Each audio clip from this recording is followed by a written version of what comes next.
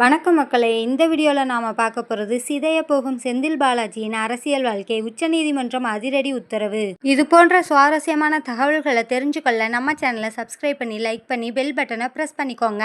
அப்போதான் நம்ம போடுற வீடியோஸ் எல்லாம் நோட்டிஃபிகேஷனாக வரும். திமுகவோட முன்னாள் அமைச்சராக இருந்தவர் தான் செந்தில் பாலாஜினே சொல்லலாம். இவர் 2014ஆம் ஆண்டு முன்னாள் முதலமைச்சர் ஜெயலலிதா தலைமையிலான அதிமுகவில் போக்குவரத்து துறை அமைச்சராக இருந்தார்ன்றது நம்ம எல்லாருக்குமே தெரிஞ்சிருக்கும்.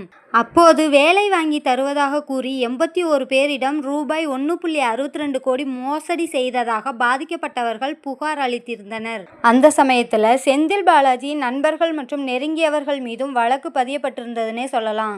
இதைத் தொடர்ந்து அவரது வீடு மற்றும் அலுவலகத்தில் சோதனை நடத்தப்பட்டது. அப்போது பண மோசடி தடுப்பு சட்டத்தின் கீழ் அமலாக்கத்துறையால் கைது செய்யப்பட்டார். பல மாதங்களாக சிறையில் இருந்த அவர் உடல்நலக் குறைவு காரணமாக தொடர்ந்து ஜாமீன் மனுவை தாக்கல் செய்தார்.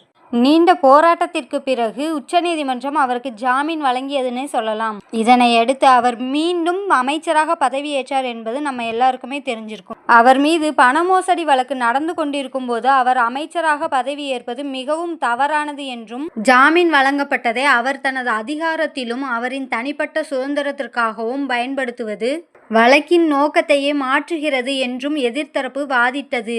இதனை பயன்படுத்தி அவர் இந்த புகாரில் இருந்து தப்பிக்கவும் முயற்சி செய்வார் என்றும் கூறப்பட்டு வந்தது.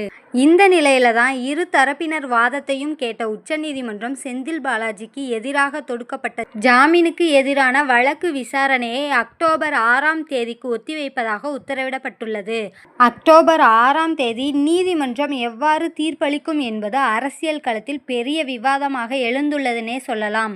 இது போன்ற சுவாரஸ்யமான தகவல்களை தெரிஞ்சுக்கொள்ள நம்ம சேனலை சப்ஸ்கிரைப் பண்ணி லைக் பண்ணி பெல் பட்டனை ப்ரெஸ் பண்ணிக்கோங்க. அப்பதான் நாம போடுற வீடியோஸ் எல்லாம் நோட்டிஃபிகேஷனாக வரும்.